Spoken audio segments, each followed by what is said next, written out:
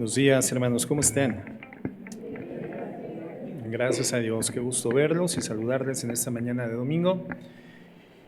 Y bueno, pues vamos a dar paso a la predicación de la palabra en esta mañana. Estamos dándole continuidad a un tema que tiene por título Un cristiano que no hace concesiones. Un cristiano que no hace concesiones. Comenzamos a estudiar este tema la semana pasada, el domingo pasado, y vamos a darle término para poder ahora sí iniciar el próximo domingo, si el Señor lo permite, con el estudio expositivo del libro de los Hebreos, un estudio que va a ser de mucha edificación para nuestro crecimiento espiritual. Entonces, vamos allá a Efesios, por favor, capítulo 6, versos 10 al 17. El texto base de nuestra enseñanza, un cristiano que no hace concesiones. Y dice así: Por lo demás, hermanos míos, fortaleceos en el Señor y en el poder de su fuerza.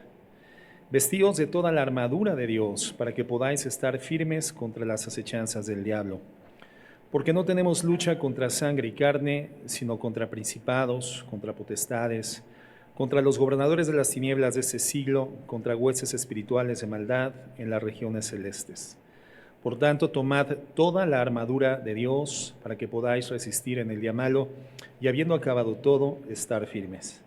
Estad pues firmes, ceñidos vuestros lomos con la verdad y vestidos con la coraza de justicia y calzados los pies con el apresto del evangelio de la paz. Sobre todo, tomad el escudo de la fe con que podáis apagar todos los dardos de fuego del maligno y tomad el yelmo de la salvación y la espada del Espíritu, que es la palabra de Dios. Vamos a orar. Señor, en esta mañana queremos agradecerte por la oportunidad que nos das de estar una vez más en tu presencia, vinculados, unificados como iglesia, como hermanos en la fe, como cuerpo. Gracias porque a través de tu palabra, tu Espíritu Santo ilumina nuestro corazón. ¿De qué forma, Señor, nos vinculamos con este que es tu cuerpo? Formamos parte de esta congregación, de esta iglesia, cubriendo de forma plena ese compromiso permanente y mutuo de amarnos, de ministrarnos, de guardarnos y cuidarnos mutuamente.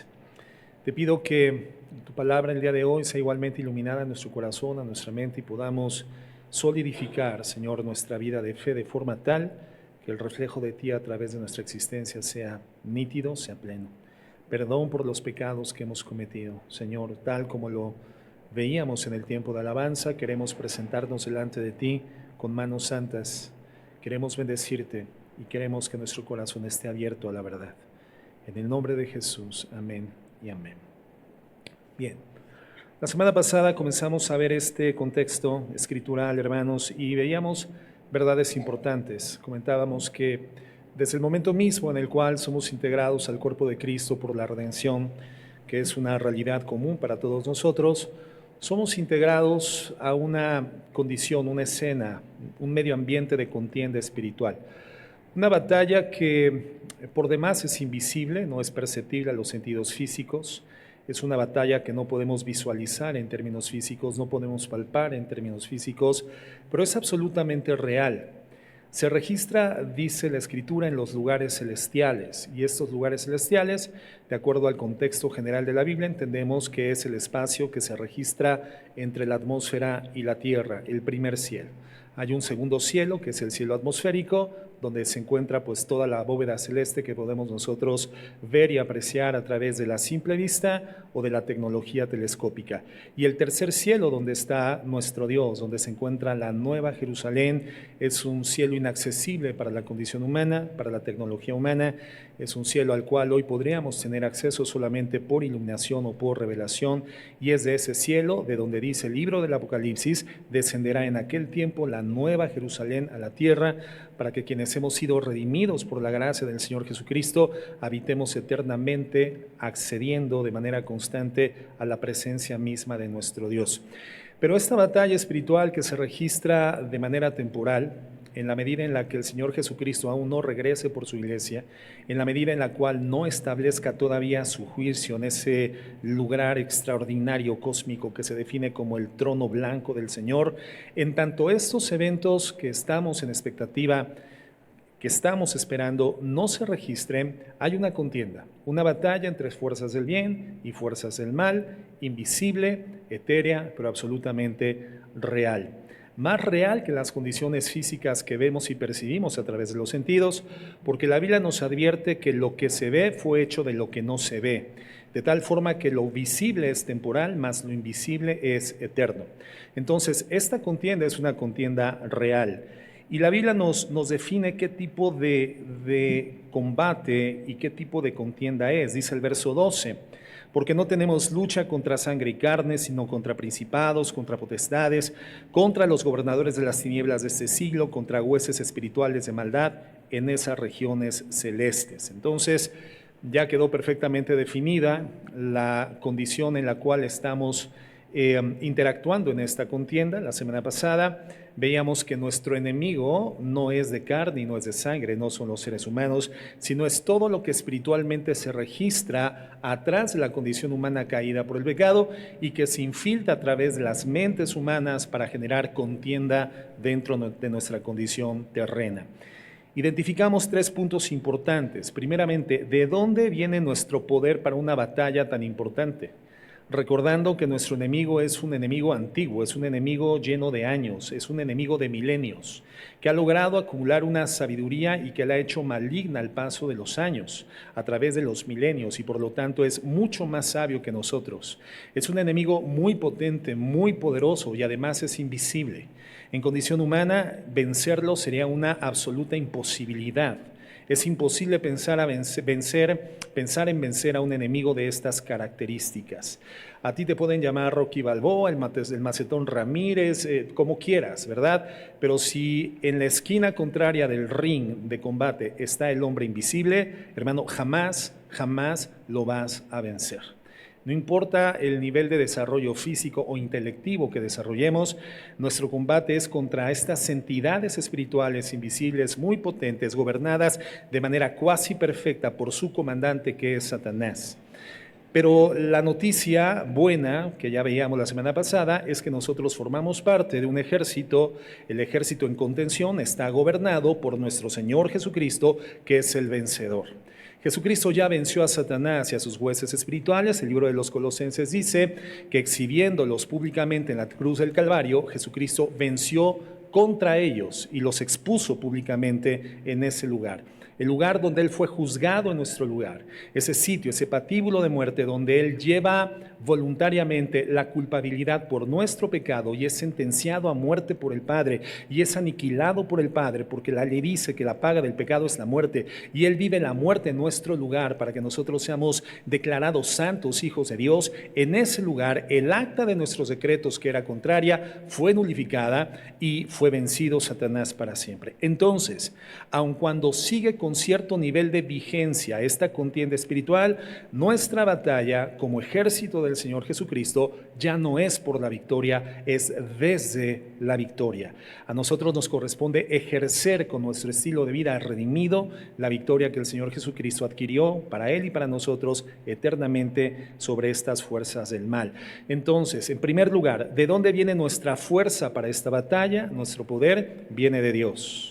Viene de Dios. Por eso dice la palabra que nos fortalezcamos en el Señor y en el poder de su fuerza. Número 2, ¿quién es nuestro enemigo en la batalla? Bueno, no es carne y sangre, por lo tanto, sin importar cuán enemiga pueda parecer una persona en contra tuya, tu suegra, tu cuñado, tus padres, tus hermanos, un compañero de trabajo, un patrón, etcétera, la vecina. No es esa persona tu enemigo, sino las fuerzas espirituales que están ejerciendo una función sobre esas personas. Esas personas son títeres de esas fuerzas espirituales que están llevándolas a combatir en contra de nosotros. Entonces, toda la contienda que se gesta en el mundo, todas las guerras, todas las vicisitudes, todas las contenciones humanas tienen un origen. El origen es satánico y son estas fuerzas espirituales que filosófica y psicológicamente operan en contra de los hijos de desobediencia. Y estos hijos de desobediencia, controlados por Satanás, por sus filosofías diabólicas y caídas, hacen que circunstancias y personas se levanten en contra nuestra. Nuestra contienda entonces es contra Satanás. Y en tercer lugar, lo que vamos a ver en esta mañana es ¿Qué significa la armadura para poder entrar en batalla? Comentábamos que no podemos pretender entrar en una batalla si no somos investidos de lo que representa la protección y la capacidad de defensa y de ataque de una armadura para la guerra. Esta armadura, dice la Biblia, es la armadura de Dios y nos es asignada solamente a los hijos del Señor. Solamente un cristiano genuino, una persona redimida por la gracia, alguien que ha creído en el Señor Jesucristo para la salvación de su eternidad, es la persona que puede investirse o puede vestirse, puede ataviarse de la armadura de Dios. Y bueno, aquí creo que entonces todos somos llamados a vestirnos de toda la armadura de Dios, toda. No alguna de sus partes, no alguno de sus implementos o elementos, sino toda la armadura de Dios. Y si no vestimos toda la armadura de Dios, seremos vulnerables, hermanos, en esta contienda espiritual. En ese sentido, la Biblia, bueno, ya nos ha mostrado el punto número 1. ¿Cuál es la fuente de nuestra fuerza? Es Dios. El punto número 2, ¿quién es nuestro enemigo? Satanás. Y finalmente, ¿cómo debemos de vestir esta armadura? ¿De qué se integra, de acuerdo a este contexto bíblico, la armadura del cristiano? Bueno, nos habla de un cinto, nos habla de zapatos, nos habla de una coraza, nos habla de un casco, nos habla de un escudo y de la espada. ¿Qué tendría en mente el apóstol Pablo cuando comienza a hacer esta descripción? Bueno, fíjense que Isaías 59:17 nos presenta al Señor Jesucristo, al Mesías de Dios, ataviado, vestido con una armadura militar también. Y fíjense cómo lo describe. Isaías 59:17 dice: pues de justicia se vistió como de una coraza, con yelmo de salvación, con un casco de salvación en su cabeza. Tomó ropas de venganza por vestidura, es decir, ropas de guerra por vestidura, y se cubrió de celo como de manto. Entonces, el Señor Jesucristo es presentado como un poderoso guerrero, un gigante que va delante de nosotros y que estamos esperando precisamente a que regrese a esta tierra como un juez justo. Ya no como una oveja, como un cordero de parte de Dios, donde fue establecido el juicio por el pecado humano, sino ahora como un guerrero y como un juez justo a establecer la justicia eterna de nuestro Dios en esta tierra. Entonces, esta perspectiva de la armadura creo que es inspirada al apóstol Pablo por la misma armadura que revista nuestro Señor Jesucristo en esta perspectiva profética, pero también evidentemente por el atavío de los soldados romanos que era tan habitual verlos comunitariamente en la época del Señor Jesucristo. Entonces, vamos a comenzar a revisar la armadura. En primer lugar, dice que los lomos tienen que estar ceñidos con la verdad. ¿Cuáles son los lomos, hermanos? ¿A qué se refiere la Biblia cuando menciona los lomos? Esa es una forma habitual de mencionar una parte del cuerpo en aquella época, en Israel de aquellos tiempos, pero para nosotros no es tan común hablar de los lomos. Para nosotros es más común hablar de la cintura. Los lomos, hermanos, es la cintura, la parte que tenemos por debajo del tórax, por debajo del torso. Y entonces lo que la Biblia nos está diciendo cuando dice que los lomos tienen que estar ceñidos, está hablando de que tenemos que tomar la vestidura que tenemos nosotros, el atavío para la guerra, para la batalla, tenemos que tomarlo y tenemos que atarlo a nuestra cintura de tal forma que no represente un estorbo en nuestro caminar, en nuestro correr, en nuestro avanzar, en el momento de la contienda. La vestimenta de los soldados romanos era una vestimenta larga y cuando ellos iban a enfrentar una contienda, ellos tomaban esas vestiduras, las ponían en su cintura, las amarraban firmemente con el cinto a fin de que no les estorbara en el caminar. Entonces tenemos que amarrar toda la ropa para que nada nos estorbe en la batalla. En nuestra guerra espiritual, ¿qué es lo que nos prepara para la batalla, hermanos? ¿Qué tiene que estar ciñendo nuestra vida en la cintura? Dice la Biblia, la verdad, la verdad. Quiere decir entonces que si tú no sabes cuál es la verdad, pues no estás listo para pelear. Si tú no conoces la verdad, no estás en la condición apropiada para poder formar parte de esta contienda. Vas a ser vencido en esta contienda. Y Pablo nos dice que en esta batalla espiritual tenemos que derribar argumentos.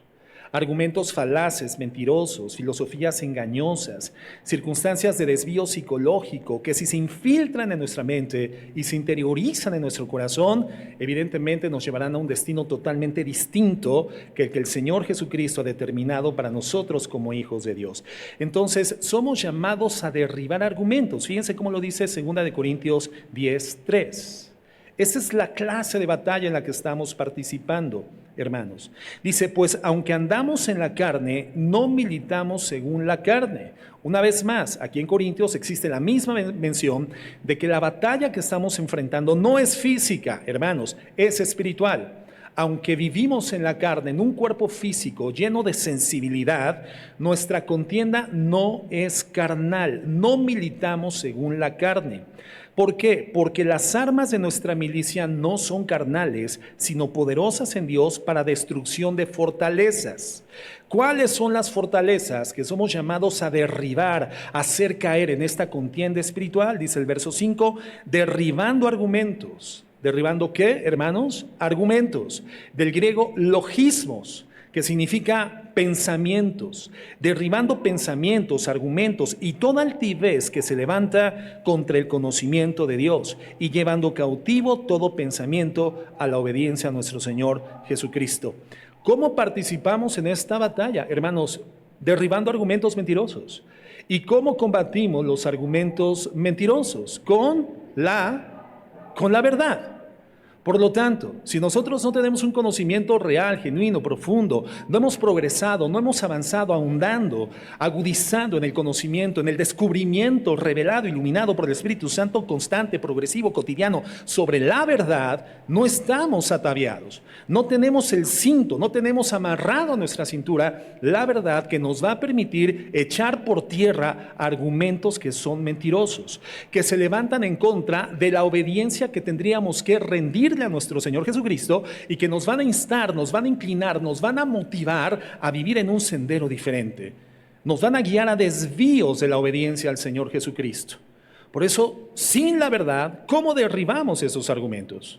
¿Cómo derribamos estas fortalezas, estos logismos, estos sistemas mentirosos de pensamiento que están infiltrados plenamente y acendrados en la mente de la gente sin Cristo? Aquellos a quienes la Biblia menciona como los hijos de desobediencia. No podríamos ante la ausencia de la verdad. Derribando argumentos. Entonces hay que ir en contra de falsas enseñanzas. Es lo que nos dice la Biblia. Si no sabes la verdad, vas entonces, hermano, a estar expuesto a cualquiera de estas mentiras y vas a terminar tropezando sobre tus propios vestidos, sobre tu propio atavío, creyendo que estás listo para la contienda, pero si no tienes la verdad interiorizada en tu corazón, vas a terminar tropezando con tu propia vestimenta. En Efesios 4:14 dice lo siguiente: para que ya no seamos niños fluctuantes, llevados por doquiera de todo viento de doctrina, por estratagema de hombres que para engañar emplean con astucia las artimañas del error. Aquí hay una mención que nos anticipa claramente cuáles serían las condiciones filosóficas y psicológicas de vida sociológica en esta tierra. En ese momento, hermanos, ya existían doctrinas engañosas, falacias, mentiras. Hombres perversos, dice la Biblia, que de manera estratégica intentarían introducir en la mente de las personas estas mentiras con el propósito de desviarlos de la verdad. Pero si conocemos la verdad, dice la Biblia, que dejaremos de ser fluctuantes. ¿Quién es una persona fluctuante? La persona fluctuante es la que hoy dice sí, mañana dice no. Es la persona de doble ánimo, inconstante en todos sus caminos. Una persona que inicia los proyectos y nunca los termina.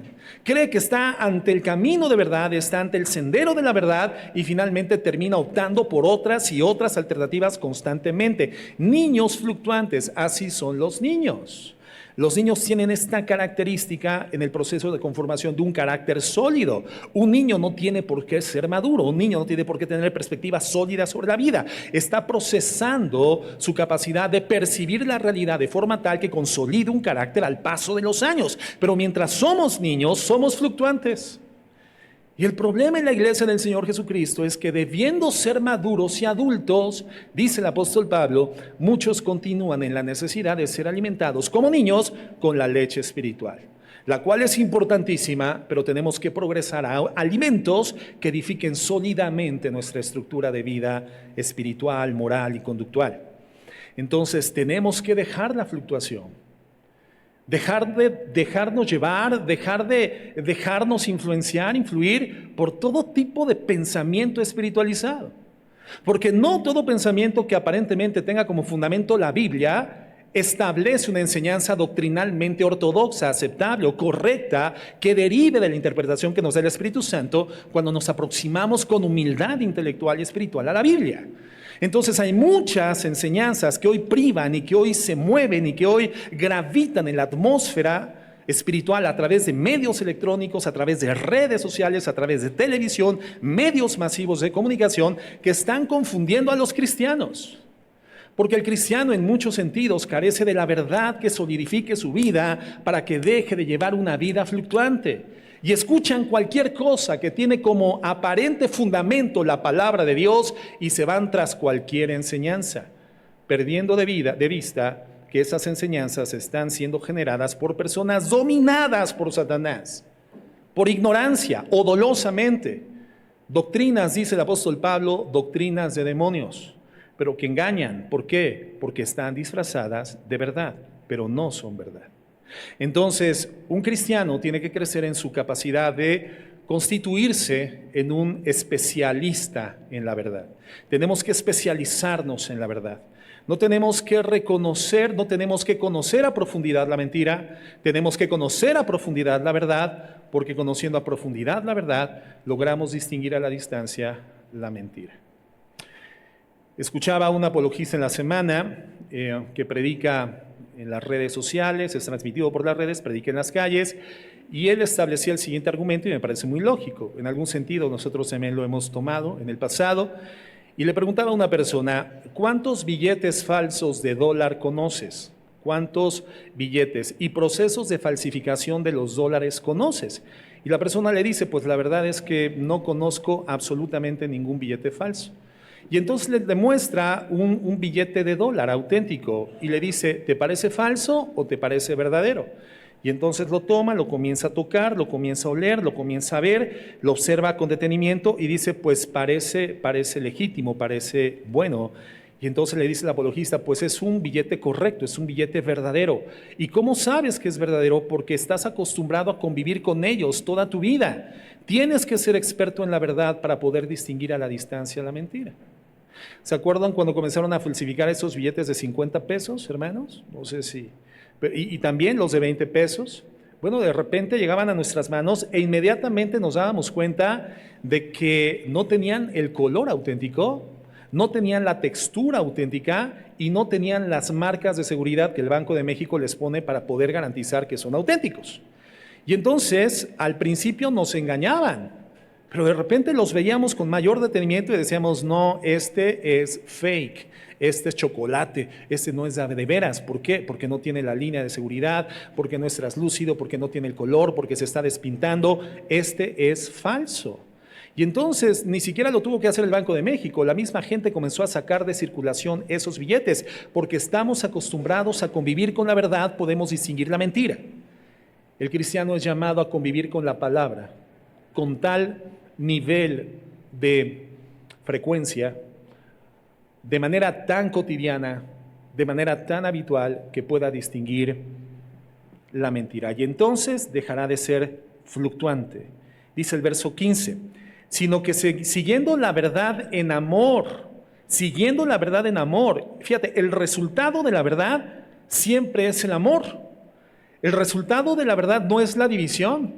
El resultado de la verdad no es la contención.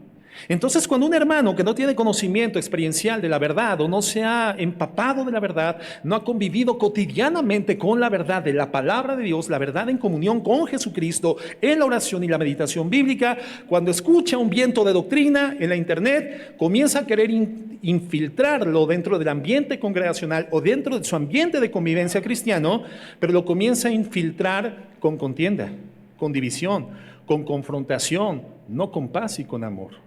La evidencia, un elemento distintivo de la verdad, es que siempre termina produciendo amor, vinculación y unidad.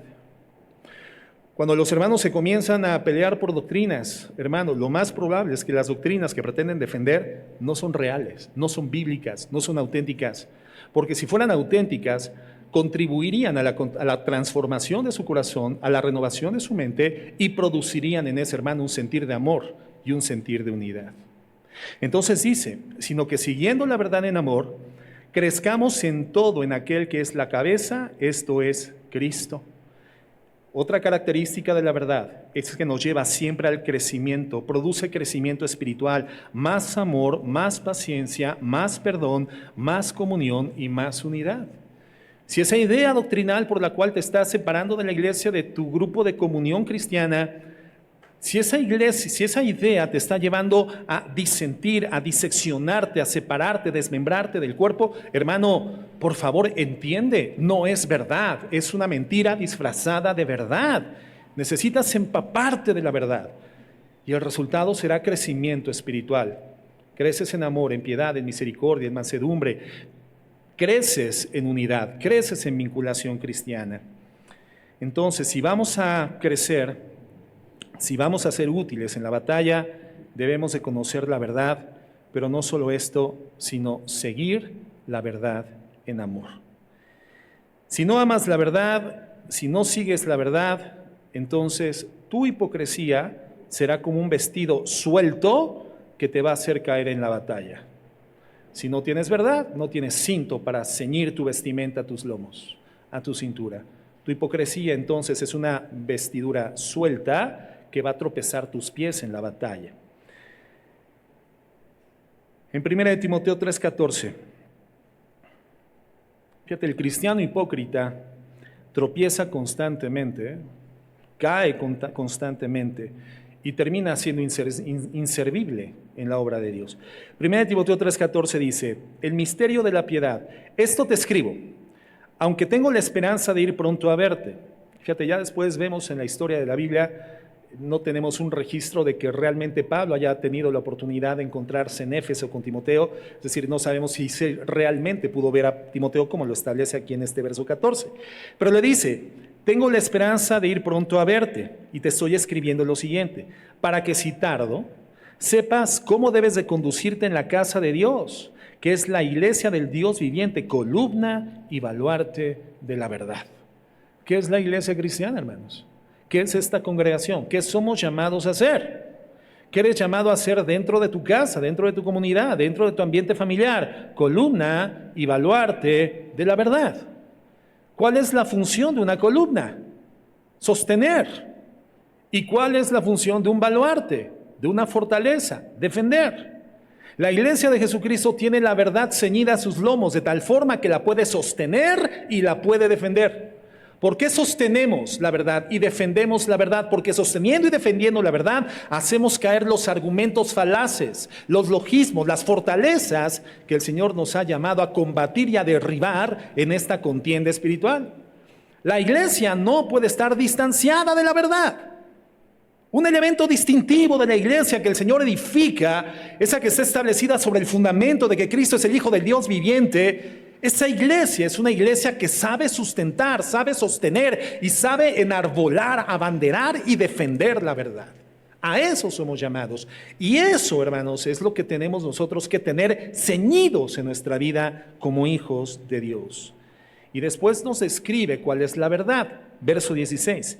E indiscutiblemente, o sea, más allá de cualquier duda, grande es el misterio de la piedad. ¿Cuál es este misterio? Que ya no lo es para nosotros, y es una verdad revelada, que Dios fue manifestado en carne. Jesucristo es la carne del Dios viviente, es la imagen del Dios invisible, en quien habita toda la plenitud de la deidad. Que Dios fue manifestado en carne, justificado en el Espíritu, visto de los ángeles, predicado a los gentiles, creído en el mundo, recibido arriba en gloria. Entonces tenemos que ser columnas y baluartes de la verdad, tenemos que obedecerla, tenemos que seguirla y tenemos que vivirla. ¿Cómo te vas a defender de las acusaciones de Satanás? ¿Cómo te vas a defender de los ataques de Satanás si eres culpable de esas acusaciones? Hermanos, hay que seguir la verdad, vivir la verdad y obedecer la verdad.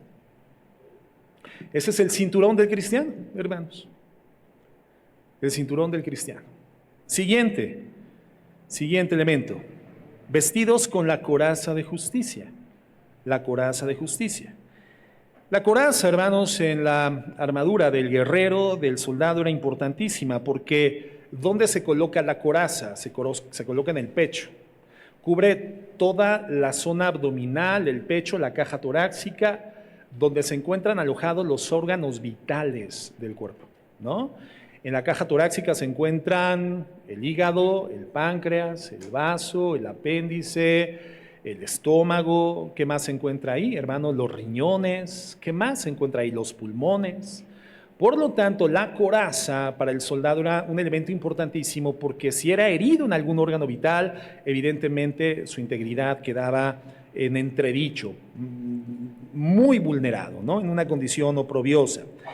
Entonces, la coraza que nosotros ponemos, dice la Biblia, sobre nuestra vida es la justicia, la coraza de justicia. Ojo, esta coraza es para que, si tú ya has sido salvo, y solamente si has sido salvo, si eres una persona justificada, te puedas vestir precisamente con la justicia de Cristo, la conciencia de que tú ya fuiste justificado por Jesucristo.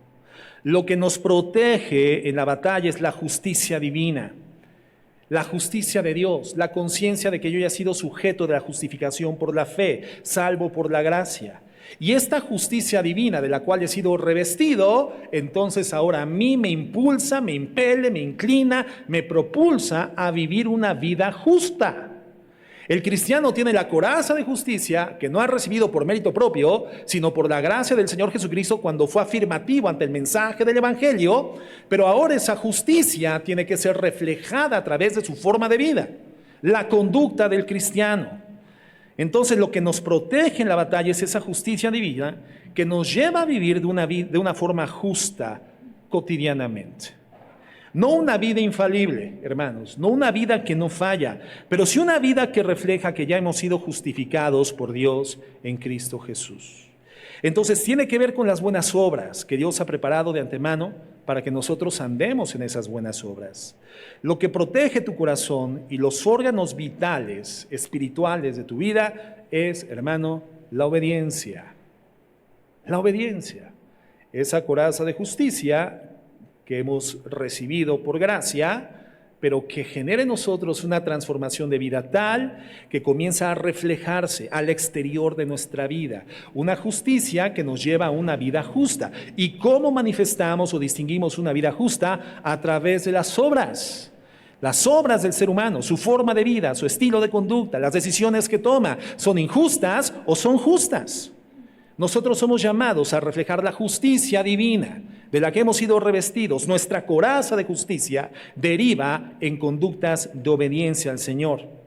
Ningún ataque del enemigo podrá penetrar esa coraza si vives en santidad. Si vives en santidad, hermano, estás protegido. Si no vives en santidad, no tienes ningún resguardo, ninguna protección. El Salmo 91 que estamos estudiando los días miércoles dice en el versículo 1, dice, el que habita al abrigo del Altísimo morará bajo la sombra del Omnipotente. Entonces encontramos aquí dos verbos, dos términos, dos verbos. Dice, el que habita, habla del presente, morará, habla del futuro. Entonces somos llamados a habitar en esta tierra temporalmente, el tiempo que Dios nos conceda de vida en esta tierra, a habitar en esta tierra en la presencia de Dios, al abrigo del Dios Altísimo, para poder garantizar a través de nuestra obediencia, no que la obediencia nos dé la salvación, pero nuestra obediencia es la evidencia de nuestra salvación, habitar al abrigo de Dios. Entonces le da certeza a mi corazón de que voy a morar eternamente con el Señor allá. Habito aquí y moro allá eternamente. La palabra habitar en el griego original nos habla de una estadía temporal, pero la palabra morar en el griego significa permanecer eternamente. Entonces, dice la Biblia que el que nos habla del ejercicio de la voluntad personal. El que decide afirmativamente creer en el Evangelio y a partir de su redención habitar al abrigo, y la palabra abrigo significa lugar secreto, aquel que habita en la comunión secreta con Dios permanentemente en esta temporalidad terrena, es el que sabe en su corazón que tiene su morada eterna en la presencia de Dios. Es el que es resguardado en esta condición terrena. Tiene el resguardo, la protección y el blindaje de Dios en un mundo lleno de vicisitudes, malignidades, perversidades, circunstancias adversas, un pecado que ha distorsionado la moral del mundo, la conciencia, la psicología, y que por lo tanto hace que el mundo caído odie la santidad que la iglesia refleja de Cristo. Esa luz de Jesucristo que hace 2000 años quisieron apagar y finalmente la encendieron más después de la cruz del Calvario, es la luz de Cristo que refleja la iglesia y el mundo sigue odiando y lo va a querer apagar. Cuando nosotros habitamos al abrigo del Altísimo, el Señor nos resguarda del mal. Y cuando permite que cursemos por el mal, nos da la certeza de que Él está con nosotros. Y esa coraza le da una protección inexpugnable a nuestras vidas. Un blindaje extraordinario. Y fíjate lo que dice el verso 2. Diré yo a Jehová, esperanza mía, castillo mío, mi Dios en quien confiaré. Si Dios es mi castillo, ese castillo no puede ser expugnado, es inexpugnable. Ese castillo no se puede derribar y ahí estoy escondido yo en Cristo. Dice el verso 3, Él te librará del lazo del cazador, de la peste destructora, con sus plumas te cubrirá, debajo de sus alas estarás seguro, escudo y adarga es su verdad, no temerás el terror nocturno, ni saeta que vuele de día, ni pestilencia que anda en oscuridad, ni mortandad que en medio del día destruya. Caerán a tu lado 1000, 10,000 a tu diestra, mas a ti no llegará. Ciertamente con tus ojos verás, mirarás la recompensa de los impíos, porque has puesto a Jehová, que tu esperanza, al Altísimo por tu habitación. No te sobrevendrá mal, ni plaga tocará tu morada, pues a sus ángeles mandará cerca de ti, que te guarden en tus caminos, para que tu pie no tropiece en piedra. Sobre el áspide león pisarás, hollarás al cachorro del león y al dragón. El Señor te tomará en sus manos, te glorificará, te saciará de larga vida y te dará su bendición. Contigo estará en la angustia y te responderá afirmativamente. Un blindaje, hermanos, que es inexpugnable. Una coraza de justicia que se refleja al mundo, que resguarda tu vida a través de tu obediencia, a través de tu santidad. Porque quien tiene este nivel de protección y resguardo en esa tierra es solo el que habita voluntariamente al abrigo del Altísimo y entonces tiene la certidumbre de que morará allá eternamente junto al Dios eterno del universo. Esa coraza de justicia. Entonces, si tú andas en desobediencia, tu corazón estará completamente desprotegido. Serás presa fácil del diablo. No vas a ser efectivo en batalla. Porque la manera de saber que somos salvos y que peleamos para Dios es a través del fruto que nosotros damos. Fruto de obediencia. La evidencia bíblica indica que Satanás observa, hermanos, y acusa y busca aprovechar cada acto de desobediencia, especialmente si nuestra desobediencia permanece impune delante de Dios, es decir, sin confesión y sin arrepentimiento.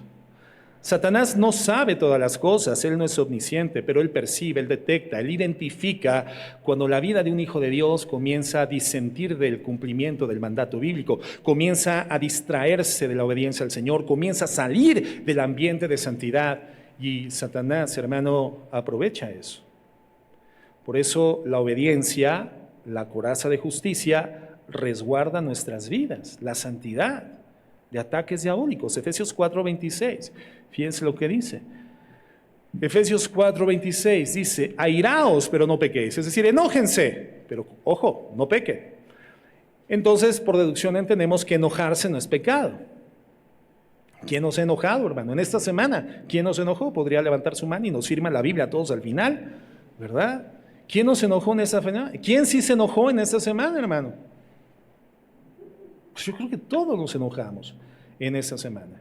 Ahora, el tema no es si te enojaste o no, el tema es si pecaste. Porque el enojo se convierte en pecado cuando le pones palabras o cuando le pones acciones o como lo dice Efesios, cuando permites que se prolongue en el tiempo. ¿Cuál es el peligro? ¿Cuál es el resultado? Dice, airaos, pero no pequéis. Ojo, no se ponga el sol sobre vuestro enojo, que no dure mucho tiempo tu enojo, ni deis lugar al diablo. Ahí está la advertencia. Y el resultado de permitir que tu enojo se convierta en pecado, poniéndole palabras, acciones o permitiendo que se prolongue en el tiempo, darás lugar al diablo. Entonces, el enojo no resuelto abre la puerta al diablo. Implica que él reconoce esos momentos y puede tomar una posición en la vida del creyente.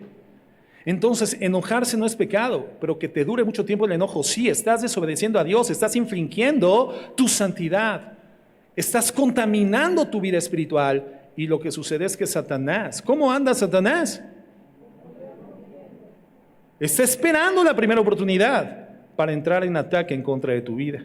La coraza de justicia, que está definida por la justificación que por la fe tenemos en Cristo Jesús, pero que tiene que reflejarse con actos de justicia, actos de obediencia y por lo tanto una vida de santidad, una vida de obediencia, una vida que obedece al Señor, está resguardada del ataque de Satanás. Una persona que peca, que desobedece a Dios, se enoja y no se contenta, se enoja y no pide perdón, se enoja y no se arrepiente. Entonces simplemente dice la Biblia, le está dando lugar al diablo.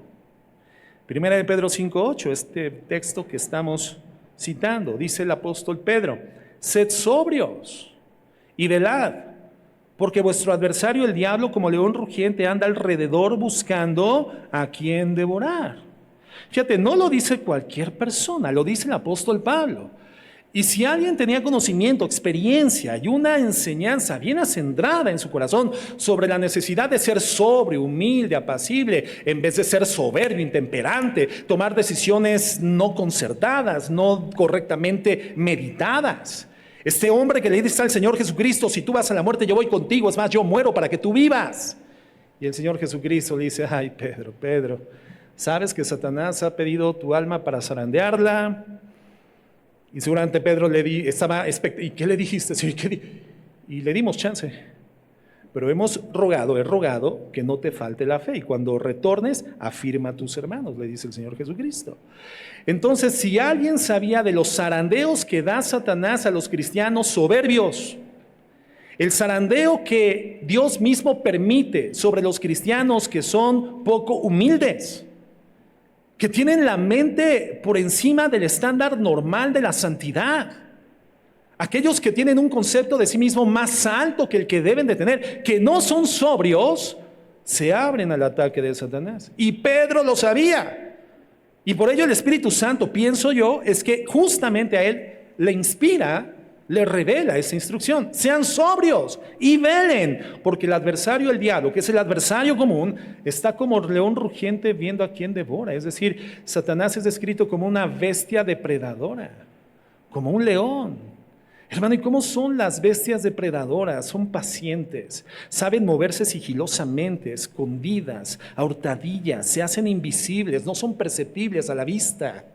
El león se esconde entre los matorrales, la hierba seca, no permite que el viento, el recorrido del viento revele por el aroma a su presa que se encuentra presente, que la está acechando, y puede permanecer al acecho durante horas hasta que su víctima se aparta del grupo, su víctima se deja en exposición y entonces la depreda. Las serpientes pueden permanecer inmóviles entre la hierba, observando a la presa a la distancia, y cuando se logran aproximar al punto correcto, saltan rápidamente y la depredan. Satanás, hermanos, es paciente. Tiene miles y miles de años de existencia sobre la faz de la tierra. Sabe y es paciente, sabe cómo depredar. Y entonces nos dice la palabra de Dios: sean sobrios y permanezcan velando, porque el diablo los quiere depredar. Entonces, ¿estás expuesto ante Satanás? ¿Qué es lo que hace que te pongas ante la exposición de Satanás, hermano? Cuando no tenemos la coraza de justicia. Cuando nuestra vida no es el reflejo de la justicia que nos ha justificado por los méritos de Cristo y que nos ha transformado por el Espíritu Santo, y tendría que derivar en la vida del creyente una vida de obediencia y de santidad. El creyente que no vive en santidad no tiene la coraza de justicia, está expuesto ante Satanás, puede ser depredado. El hecho de que Pedro sea quien dé esta instrucción, bueno, pues nos habla de que él sabía perfectamente bien que vivir sin sobriedad te puede hacer víctima del zarandeo de Satanás. Segunda de Corintios 2:7, fíjense lo que dice: así que, al contrario, vosotros más bien debéis perdonarle y consolarle para que no sea consumido de demasiada tristeza. ¿Cuál es el contexto? En 1 de Corintios, el apóstol Pablo da la instrucción de que un joven que tenía intimidad sexual con su madrastra, por cuanto no se había arrepentido, se ha echado fuera de la comunión de la iglesia. Y esta excomunión de la iglesia, en algún sentido, fuese la última oportunidad de arrepentimiento. Bueno, sucede que la medida disciplinaria surte efecto, y en 2 de Corintios este joven ya se había arrepentido. Y entonces Pablo les dice: ya no lo tengan fuera de la comunión, se ha arrepentido, ha dado fruto digno de arrepentimiento. Estoy parafraseando. Entonces dice: así que al contrario, vosotros más bien debéis perdonarle y consolarle para que no sea consumido de demasiada tristeza. Por lo cual os ruego que confirméis el amor para con él, porque también para este fin os escribí, para tener la prueba de si vosotros sois obedientes en todo. Pablo ahora les estaba dando la instrucción: ya intégrenlo nuevamente a la iglesia. Estoy probando si son obedientes o si son rencorosillos, o si tienen miedo de que la restauración del Señor no haya sido auténtica en este joven y ande tras las madrastras de la iglesia nuevamente, ¿no? No, Pablo dice: ya está restaurado, ha dado fruto, entonces ya reintégrenlo, sean obedientes. Verso 10: y al que vosotros perdonáis, yo también, porque también yo lo que he perdonado, yo también lo he perdonado. Si algo he perdonado, por vosotros lo he hecho en presencia de Cristo. Y fíjate el verso 11: para que Satanás, ¿quién? Nuestro adversario, el comandante de las fuerzas contrarias al ejército del Señor, para que Satanás no gane ventaja alguna sobre nosotros, pues no ignoramos sus maquinaciones. Entonces Pablo aquí nos está advirtiendo que Satanás se aprovecha de situaciones como la falta de perdón. La falta de perdón es una oportunidad, es una puerta abierta. Pablo nos dice que está al tanto de lo que está ocurriendo en la vida de los creyentes. Satanás está al pendiente, hermano. Satanás anda como león rugiente viendo. Cuando se da esta reunión previa a los efectos en la vida de Job, esa reunión entre Satanás y Dios, Dios le pregunta a Satanás: ¿de dónde vienes, Satanás? ¿Y qué le contesta Satanás? ¿Se acuerdan? De rodear la tierra. No es omnisciente ni omnipresente, pero tiene todo un sistema militar que le permite mantener en observación la forma de vida de la gente alrededor del mundo. Y cuando nosotros no somos obedientes, dice el apóstol Pablo, si nosotros somos ignorantes de sus maquinaciones, entonces Satanás toma ventaja en la batalla, en la contienda. Entonces, hermanos, nuestra coraza es la justicia de Dios a favor de nuestra vida por la redención en Jesucristo. Y esta justicia debe de verse reflejada a través de nuestra forma de vida cristiana diaria, una vida justa, una vida obediente a Dios. Si andas, hermano, en desobediencia, lo que estás haciendo es retirar tu coraza. ¿Cuántos descorazados vinieron el día de hoy, hermanos? Si tú no andas viviendo en obediencia, si no tienes en alto estándar la santidad que el Señor te ha regalado, te ha imputado a partir del momento de tu redención en Cristo Jesús, entonces tú mismo estás retirando la coraza de tu vida. Tu corazón estará completamente desprotegido, serás presa fácil del diablo y no serás efectivo en la batalla. No tendrás actividad en la batalla, y si participas en la batalla, estarás exponiendo tu vida a la muerte y estarás tropezando la actividad del ejército de Dios. No serás efectivo en la batalla. La manera de saber que somos salvos y que peleamos para el ejército de Dios es a través del fruto que llevamos, el fruto de obediencia. Entonces, ¿cómo vamos, hermanos? Con nuestra armadura, la armadura de Dios, que nos ha sido asignada para poderla vestir. ¿Cómo andamos? ¿Tenemos el cinto de la verdad para ceñir nuestros lomos con la verdad y derribar los argumentos mentirosos de Satanás? Tenemos la coraza de justicia que se porta a través de la obediencia, el reflejo de la justicia de Dios a través de mi vida obediente? ¿Cómo vamos? ¿Quién llegó sin cinturón? ¿Quién se anda tropezando en sus vestiduras, hermanos? O sin coraza. Levante su mano. No, mejor déjela abajo. 3. Dice la Biblia que debemos de calzarnos los pies con el apresto del Evangelio de la paz. El apresto del Evangelio de la paz. ¿Por qué tenemos que tener los pies calzados, hermanos? Porque el campo de batalla no es un terreno plano, es un terreno accidentado, por momentos seco, por momentos resbaladizo, por momentos lodoso, empantanado. Se necesita un tipo de calzado que nos dé estabilidad y equilibrio para poder movernos en el campo de batalla. Así como los soldados, hermanos, utilizan botas acondicionadas para caminar o correr en todo terreno. ¿Has visto las botas de los soldados, hermanos? Son especialmente diseñados para el campo de batalla. Los casquillos son de acero, quiere decir que si le cae un artefacto pesado en el pie al soldado, no se le va a dañar el casquillo, el frente está resguardando la integridad de su pie. Las suelas son de agarre sólido a los terrenos de diferentes naturalezas.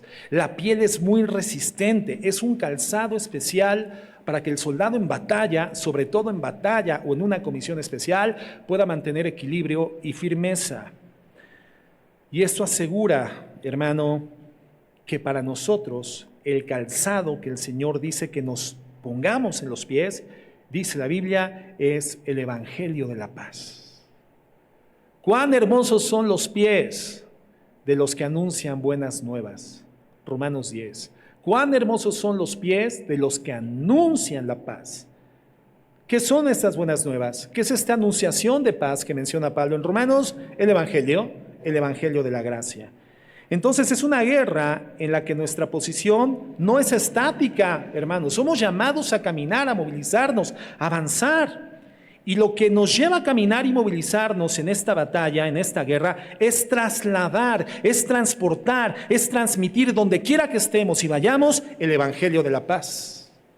Dar cumplimiento a la comisión más grande, más importante que el Señor nos ha legado como iglesia de Jesucristo. Ir y predicar el Evangelio a toda criatura, lo que representa en sí mismo que la vida del cristiano no es estática, está en movimiento, está trasladando un mensaje, está transmitiendo donde va, donde está, donde se establece temporalmente, donde viaja, donde va. El Evangelio de la gracia es el apresto que lleva en sus pies.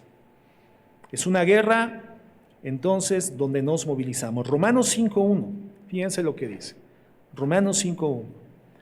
Justificados pues por la fe, tenemos paz para con Dios por medio de nuestro Señor Jesucristo. ¿Por qué tenemos paz con Dios hoy en día, hermanos? Porque el precio de nuestra paz, dice Isaías 53, fue sobre Jesucristo. El precio para reconciliarnos con el Padre, derramando su sangre a fin de limpiarnos y presentarnos con la dignidad, con la única dignidad que nos permitía ser aceptables delante de Dios, fue pagado por Cristo a través de su sacrificio en la cruz del Calvario. De tal forma que cuando tú eres creyente, no lo eres porque hayas aceptado a Cristo en tu corazón. Es un cliché, hermano, que lamentablemente está mal elaborado. Es una forma lingüística equivocada de mencionar la forma en la cual creemos en Jesucristo, porque tú no aceptas a Dios, hermano. Tú crees en Dios. Tú no aceptas a Cristo, crees en Jesucristo. Y una vez que has creído en Jesucristo, ¿quién crees que te acepta a ti? Dios. ¿Quién acepta en la redención? No nosotros. Nosotros recibimos a Cristo y cuando recibimos a Cristo y nos encontramos dignificados por la limpieza de su sangre, entonces somos aceptables delante de Dios. Pero antes de la limpieza por la redención, Dios nos acepta. Es Dios quien acepta al pecador arrepentido en Cristo Jesús.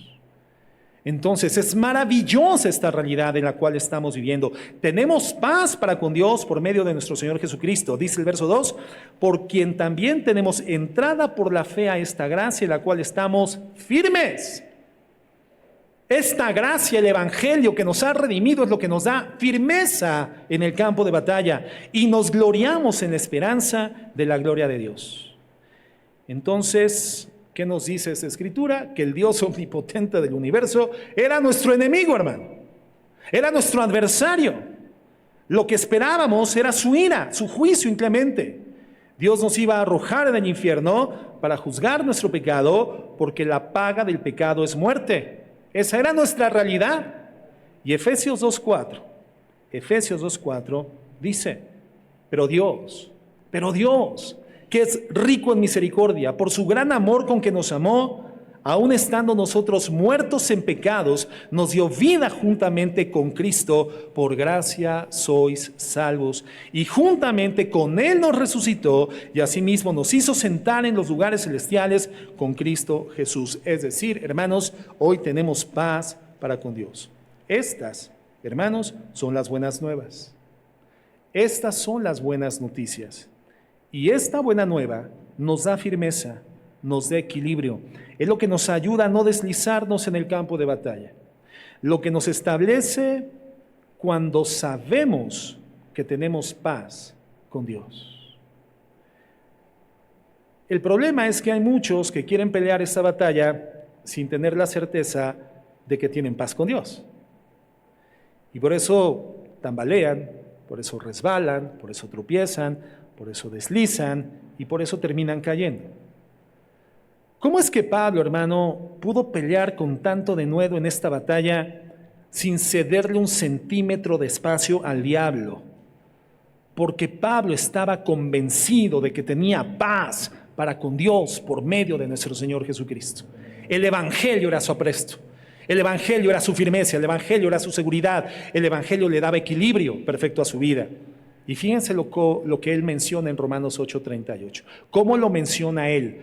¿Cómo expone esta perfecta certeza y equilibrio y balance que le daba el Evangelio? Él dice, por lo cual estoy seguro de que ni la muerte, ni la vida, ni ángeles, ni principados, ni potestades, ni lo presente, ni lo porvenir, ni lo alto, ni lo profundo, ni ninguna otra cosa creada nos podrá separar del amor de Dios que es en Cristo Jesús, Señor nuestro. Y si observas detenidamente, Él está hablando de cosas que son naturales y de cosas que son sobrenaturales. Anticipadamente dice, ni el hambre, ni la desnudez, ni la espada, ni la persecución. Cosas de la naturaleza humana. Pero tampoco las sobrenaturales. Él dice, estoy seguro que ni la vida, ni ángeles, ni principados, ni potestades, ni lo presente, ni lo porvenir, ni la vida, ni la muerte, cosas sobrenaturales, ni lo natural, ni lo sobrenatural, pueden separarme del amor de Dios que es en Cristo Jesús, y de eso estoy seguro. La seguridad de su paz para con Dios por medio de Jesucristo. La seguridad del Evangelio. Esto proporciona un fundamento firme para poder pelear contra las acechanzas del diablo. Entonces el Evangelio, hermano, el Evangelio que calza nuestros pies para firmarnos en él y para trasladarlo también. ¿Estás tan seguro del efecto del Evangelio en tu vida que lo trasladas? ¿Lo llevas contigo? ¿Lo transmites? Esta semana, ¿a cuántas personas trasladaste el mensaje del Evangelio? Esa semana que terminó el día de ayer, hoy es el primer día de la semana, día domingo, día del Señor, día de la resurrección, pero esa semana que terminó el día de ayer sábado, ¿cuántas personas registra las que tú transmitiste, llevaste hacia donde caminaste, te dirigiste, estuviste? ¿Cuántas personas recibieron ese Evangelio que es el calzado sólido, equilibrado y estable que le da firmeza a tu vida? ¿Cómo vamos? Cinto de la verdad, coraza de la justicia, el apresto del Evangelio. ¿Cuántos ya tienen puesto esos elementos? ¿Quiénes van armando su armadura? Dice, yo traigo la justicia, yo traigo la verdad y traigo el Evangelio, voy bien. Levanten su mano, no, mejor déjenla abajo. Seguimos vistiéndonos o reconociendo nuestra vestidura. El escudo de la fe. El escudo de la fe. Los soldados romanos. Ay, se me lenguó la traba, perdón, hermanos. Los romanos soldados tenían dos escudos. Un escudo que era pequeño y redondo de movilidad rápida para el ataque cuerpo a cuerpo, la batalla cuerpo a cuerpo, y uno grande, hermano, que cubría todo su cuerpo, particularmente ese escudo que cubría prácticamente de la cabeza a los pies, algo así parecido a los escudos de los granaderos. ¿Has visto los escudos de los granaderos? Que los ponen en el piso, pero les cubren prácticamente el cuerpo entero, ¿verdad? No era de metal, evidentemente, porque de haber sido de metal, como el escudo chico y redondo, hubiera sido muy pesado. Entonces los confeccionaban, los construían de madera. Nuestro escudo es mejor que ese escudo, hermanos, porque la confección es la fe. El elemento molecular que crea, que diseña, que da lugar a ese escudo es la fe. Y está hablando de nuestra total dependencia de Dios, nuestra total confianza en Dios. Hermano, en cuanto tú cuestionas la bondad de Dios, en cuanto tú cuestionas el amor de Dios, cuando tú cuestionas el cuidado de Dios sobre tu vida, está cayendo tu escudo y no tienes nada para defenderte. Y lo vemos desde el Génesis. Si uno cuestiona a Dios, si uno no está seguro de que Dios es y que es galardonador de los que le buscan, cae el escudo. ¿Qué le pasó a Adán y a Eva en el huerto del Edén? Mientras todo lo que había en el huerto era un murmullo, un sonido de alabanza y adoración a Dios, ellos decidieron hacer caso a la única voz que disentía de la obediencia y la fidelidad a Dios, la voz de Satanás. En cuanto ellos dudaron de la bondad majestuosa de Dios manifiesta en la fastuosidad de ese huerto puesto a la disposición de Adán y de Eva, y creyeron que Dios no tenía una bondad tal que les hubiese dado acceso a todo, y por lo tanto les había restringido de un solo árbol y de un solo fruto, y en ese solo fruto y árbol consideraron que la bondad y el amor de Dios no era perfecto. Cuando ellos dudaron del amor, el cuidado, la protección, la provisión de Dios de manera correcta, su escudo cayó, la fe dejó de existir y los resultados, hermanos, los estamos viviendo hasta nuestra generación. El pecado entró a través de ellos y ha transitado a lo largo de todas las generaciones de seres humanos, nos alcanza y terminará alcanzando hasta la última generación de seres humanos que habita en la tierra en la actual dispensación, antes del regreso del Señor Jesucristo. Yo sé que Dios es bueno, hermano, aunque en el momento haya algo que me duela. ¿Tú sabes eso, hermano? Que Dios es bueno aun cuando estés experimentando situaciones aflictivas y de dolor. ¿Dios sigue siendo bueno? ¿Sí o no? Es una certeza y una confianza plena en tu corazón, en tu alma, en tu vida interior. Dios es bueno. Dios es omnibenevolente, todo bondad. Todo el tiempo el Señor es bueno. No hay un ápice de maldad en el Señor. Dios es bueno aunque te duela. Dios es bueno aun cuando estés temporalmente sufriendo. Dios es bueno aun cuando estés cursando temporalmente por escasez. Dios es bueno. Yo sé que la palabra de Dios es verdad, aun cuando obedecerla me cueste trabajo en un momento determinado. Pero la palabra de Dios es verdad y es incuestionable, por lo tanto no yerra, es perfecta. Tú sabes, hermano, que aun cuando hay elementos de la voluntad de Dios, de la palabra de Dios, que es difícil para la condición humana poner en obediencia, la palabra de Dios es la única verdad. ¿Lo sabes? O por cuanto te es difícil obedecer la palabra de Dios, cuestionas de la veracidad de la palabra. La palabra de Dios es verdad, permanentemente. Yo sé que Dios es bueno, yo sé que su palabra es verdad. Y si confío en Dios, hermano, jamás caeré en las trampas del diablo, porque sabré que siempre las trampas del diablo son trampas, aunque parezcan verdad.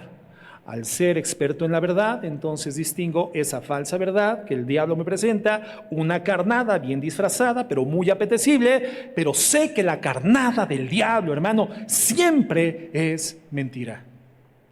Solo la palabra de Dios es verdad.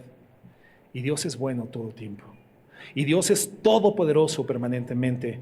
Y Dios me ama todo el tiempo. ¿Tú sabes eso?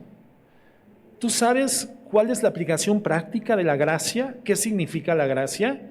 Que no hay nada que tú hagas que haga que el amor de Dios disminuya en tu vida. Y tampoco hay nada que puedas hacer que incremente el amor de Dios en tu vida.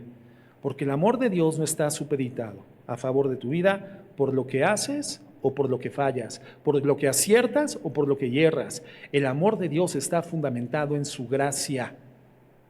Entonces, el amor de Dios es una realidad permanentemente, independientemente de los momentos difíciles, de los momentos dolorosos, aflictivos, independientemente del curso por la enfermedad. Dios es bueno, Dios me ama y Dios me guarda. ¿Tú sabes eso? Entonces, la fe es un escudo. La confianza en Dios es un escudo. La incredulidad es lo que abre el camino a los miles de dardos de fuego de Satanás. Y lo único que puede hacer que esos dardos de mentira no penetren en mi corazón y en mi mente, y lo único que puede apagarlos, hermanos, es la fe. ¿Tú crees en Dios en las buenas y en las malas, hermano? Sí, de verdad. ¿Quiénes creemos en Dios en las buenas y en las malas? ¿Quién cree en la omnisciencia de Dios en las buenas y en las malas?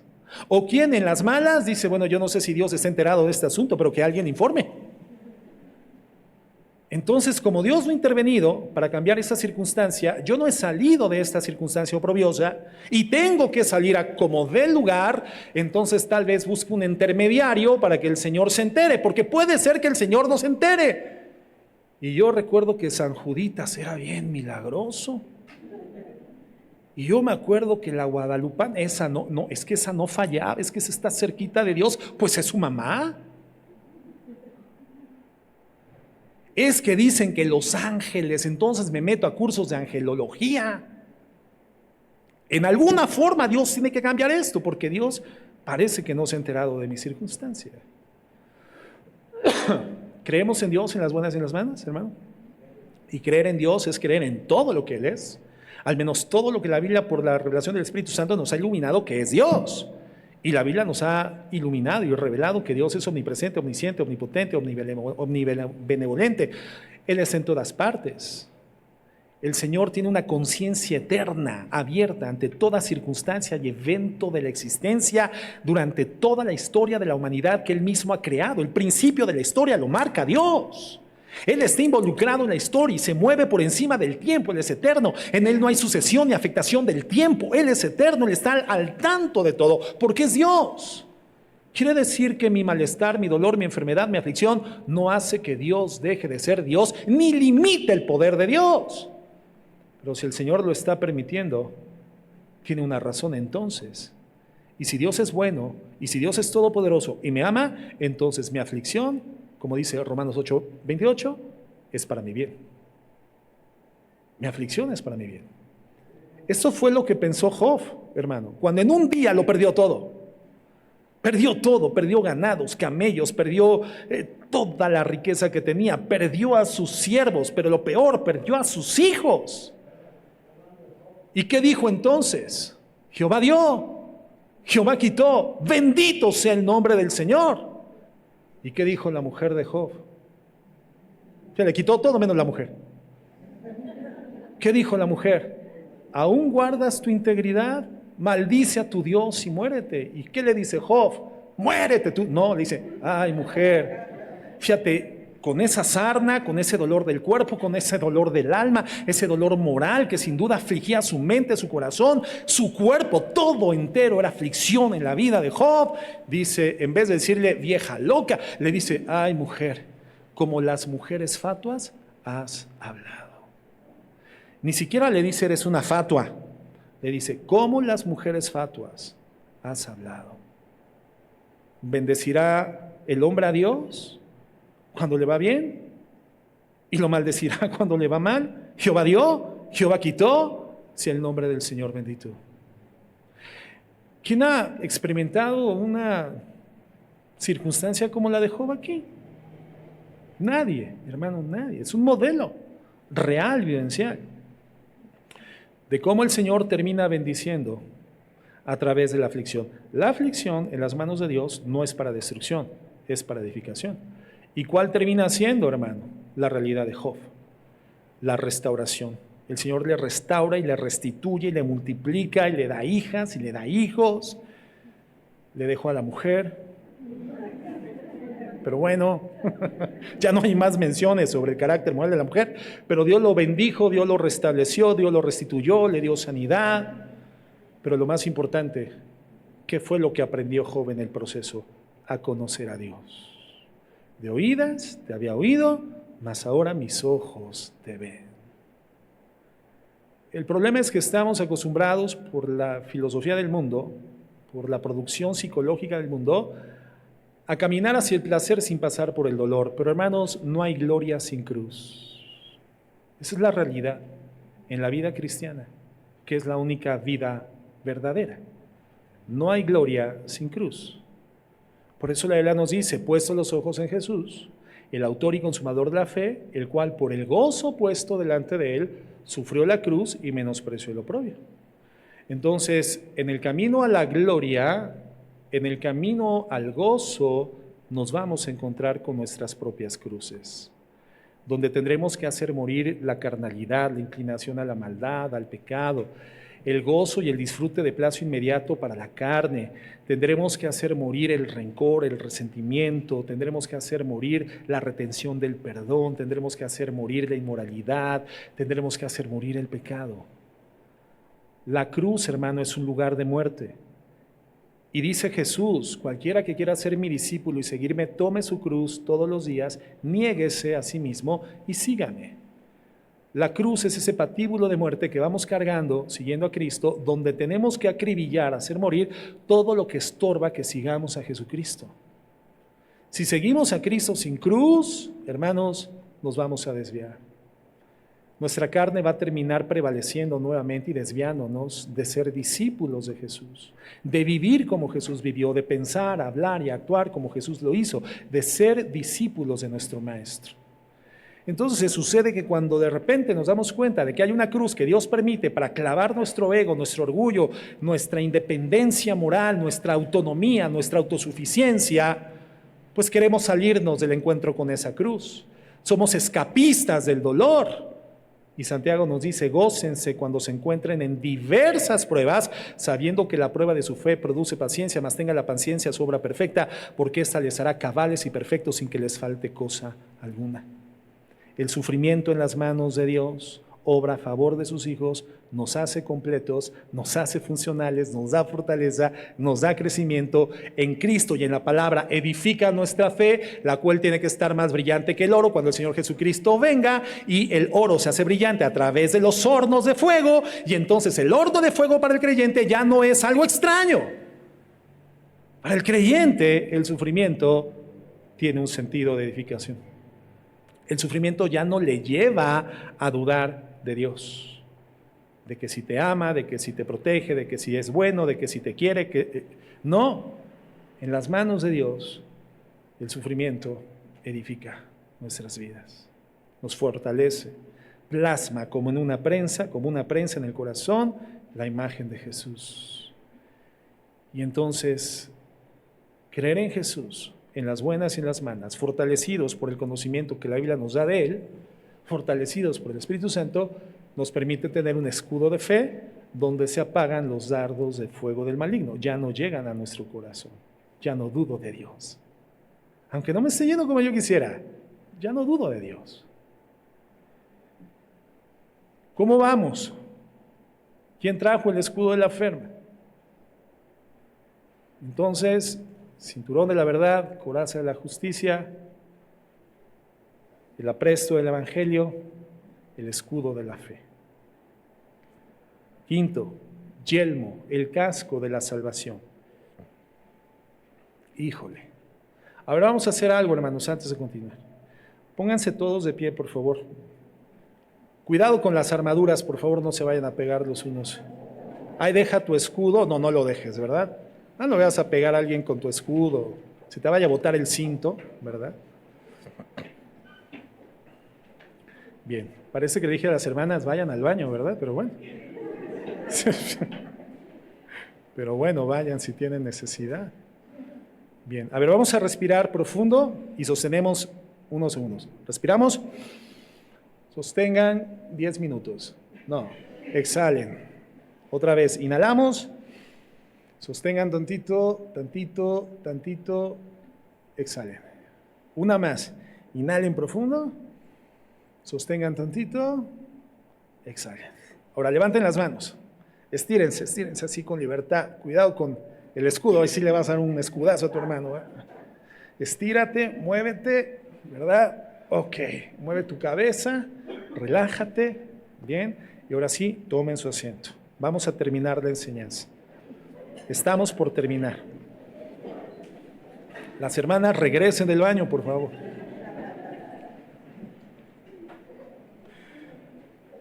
El yelmo de la salvación, que es un yelmo, es un casco. Mira, si tú recibes una herida en la cabeza, se acabó todo. Se acabó todo. Por eso es necesario un casco en la batalla. Tal vez en otra parte del cuerpo recibes la herida y podrás salvar la vida, pero en la cabeza se acabó todo.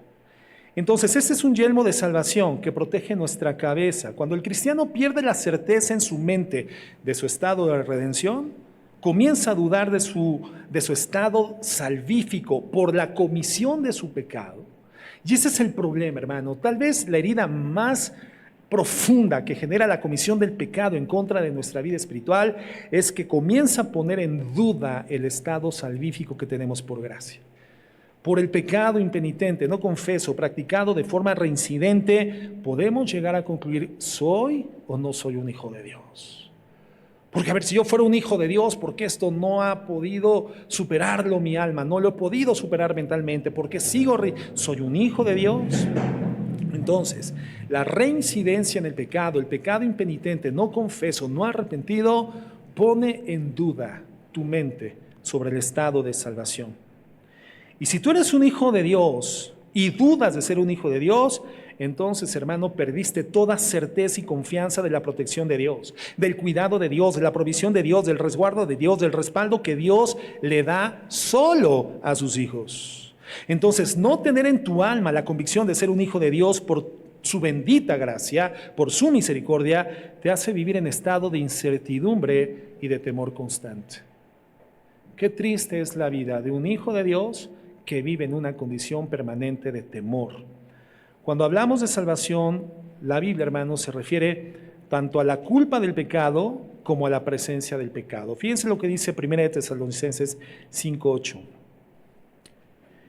Dice Pablo, pero nosotros que somos del día, seamos sobrios. Una vez más, seamos sobrios.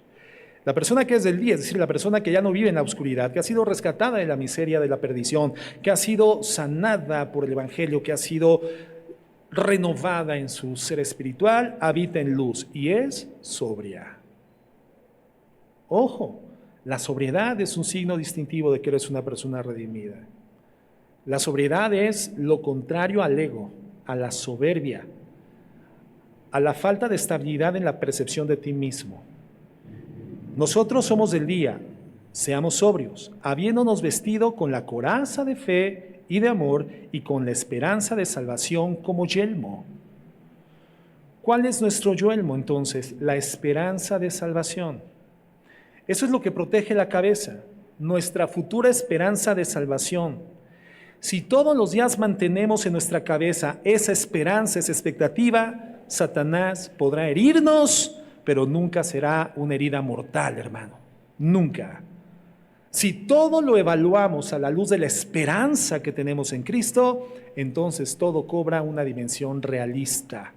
El dolor cobra una dimensión correcta. En vez de hiperdimensionarse en nuestra perspectiva de las cosas, en vez de llevarnos a percibir distorsionadamente la realidad, en vez de enfocar nuestra atención y sentidos en la existencia, cuando nosotros vemos las cosas a la luz de la esperanza que tenemos en Cristo, todo cobra la dimensión correcta. Por eso el apóstol Pablo decía que a la luz de la eternidad que le esperaba, hablaba de esta leve y momentánea tribulación, que le duró prácticamente toda la vida como un hijo de Dios, pero a la luz de la esperanza eterna, el dolor se hizo pequeño.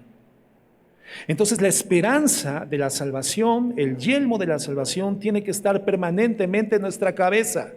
Eso nos da un resguardo perfecto, eso nos da una garantía, certidumbre total. ¿Cómo es que Moisés, hermano, pudo obedecer a Dios frente a tanta tentación, frente a tanta presión y oposición que enfrentó? Hermanos, los números varían entre los eruditos del Antiguo Testamento, pero bueno, hay quienes dicen que era imposible que el pueblo de Dios se hubiese multiplicado a la suma de 2 millones de judíos cuando salieron de Egipto. Hay quienes dicen que estaban entre los 200 y los 500,000, hermano. 500,000 o 2 millones de personas. ¿Tú crees que sería sencillo manejar los intereses, las necesidades, las complicaciones, los problemas de un pueblo de 500,000 personas, 600,000, 1 millón o 2 millones de personas? ¿Tú sabes lo que son 2 millones de personas? Vamos a dejarlo en 600,000. ¿Cuánta gente cabe en el Estadio Azteca, hermano? ¿Quién sabe? 100,000. Imagínate, 6 estadios Azteca, 5 estadios Azteca, repletos. Y que el Señor te diga, vas a ser el líder de esa gente. ¿Qué? ¿De verdad? Por eso es que en la zarza ardiente Moisés le dice, Señor, pero si apenas si puedo hablar, soy tardo de lengua. ¿De verdad? No, Señor, ¿no te estás igual? ¿No tendrás que enviar a otro? Le dice, no, eres tú. Yo estoy contigo. ¿Cómo es que Moisés pudo caminar conduciendo 40 años, hermanos, a una nación tan grande, con problemas tan grandes, con enemigos tan poderosos en el curso de 40 años en el desierto? ¿Cómo lo pudo hacer? Hermano, a la luz de la esperanza que Moisés tenía, a la luz de la esperanza. Hebreos 11:24 nos dice esto. Hebreos 11:24 dice, por la fe Moisés, ¿por la qué? Por la fe Moisés, halló hecho ya grande, rehusó llamarse hijo de la hija de Faraón. La tenía de apechito Moisés, hermano, la tenía sencilla.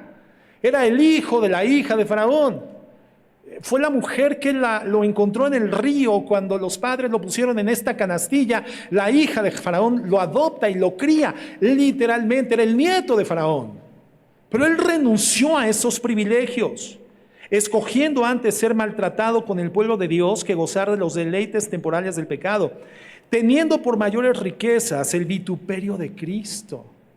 Fíjate, una cristofanía. Antes de que Cristo tuviera una presencia física en la tierra, Moisés ya había tenido una revelación de Cristo. Y Hebreos lo dice, teniendo por mayores riquezas el vituperio de Cristo que los tesoros de los egipcios. ¿Por qué? Porque pudo soportarlo, porque tenía puesta la mirada en el galardón. Entonces, hermano, ¿cuál es nuestra esperanza? ¿Qué es lo que esperamos aquí en la tierra? Ya somos salvos. ¿Ahora qué esperamos? Que Cristo regrese. ¿Esa es tu esperanza? ¿Sabes cómo se identifica que realmente esa es tu esperanza? Que vivimos conforme a esa esperanza. ¿Qué es lo que hace todos los días el que tiene esa esperanza? Dice la Biblia. Se purifica todos los días a sí mismo como Cristo es puro. Entonces, podemos decir que nuestra esperanza es Cristo. Y podemos decir 1000 cosas. Y podemos decir que la luna es de queso. Pero hermano, la evidencia de que esta esperanza define, reconfigura, establece la cosmogonía de tu vida, la forma en la cual percibes la realidad en tu vida, es que vives a la luz de una esperanza que te propulsa a purificarte, a santificarte, a tener intimidad con Dios, a disfrutar de Dios. Podemos decir 1000 cosas y que se oigan bien. Fingir es posible, pero no podemos fingir todo el tiempo. Pero hay quienes fingen y fingen bien. Pero la verdad se identifica a través de la forma en la que vives. Y si esa es tu esperanza, esa esperanza redefine tu vida. Por eso, la esperanza del galardón, es decir, de todas las promesas eternas que le fueron hechas a Moisés, fue lo que le permitió caminar en medio de tantas aflicciones, presiones y sufrimientos. Porque su vista no estaba en esta tierra, hermano, estaba en el galardón. Pronto estaremos con el Señor Jesucristo en la nueva tierra donde dice que reinará la justicia. Si esta verdad está permanentemente en nuestra mente, entonces nuestra cabeza estará protegida del diablo. El casco del estado salvífico y la esperanza de que estaremos con Cristo. El que sabe que ha sido redimido por Cristo y que estará con Cristo, y el que sabe todas las implicaciones de vivir de forma contraria, sin santidad nadie verá al Señor, es la persona que entonces ya comienza a desestimar la mentira, comienza a desestimar la falsedad, comienza a desestimar los pretextos y las falsas justificaciones.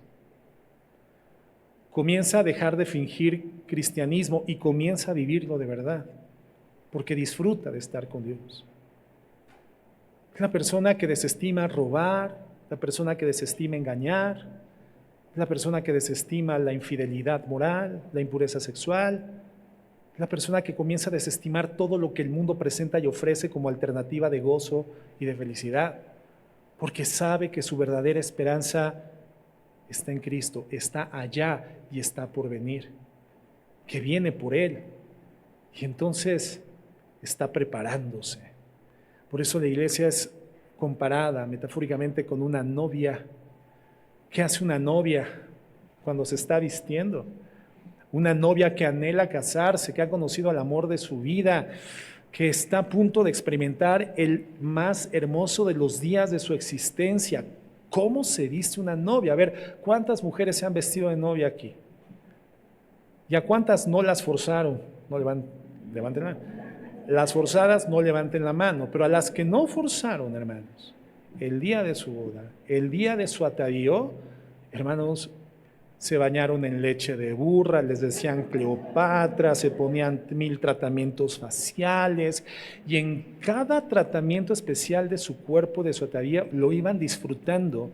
Y mientras ponían un atavío más, un tratamiento más, se emocionaban más, se ilusionaban más, lo gozaban más, lo esperaban más, lo deseaban más. Estaban preparándose para su encuentro con el novio. Nosotros somos la novia de Cristo. Y el atavío es la santidad, es la pureza, es la limpieza, la intimidad con Cristo, es la oración, es la meditación de su palabra. Así nos ataviamos. Y entonces la vida de la iglesia cristiana verdadera se refleja, se manifiesta a través de esta vida a la luz de esa esperanza. El regreso del Señor por la iglesia.